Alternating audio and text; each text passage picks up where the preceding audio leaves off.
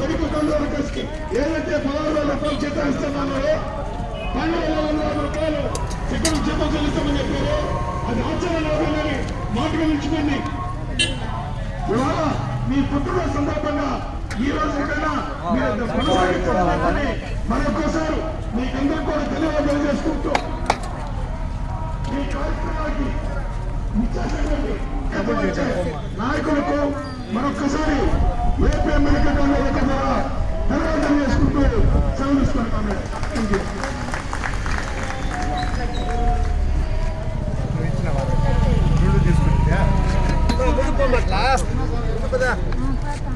అవన్నీ చేతిలో పెట్టుకోవాలి. అట్లా పెట్టుకోవద్దురా దయచేసి, వద్దని చెప్పాయి.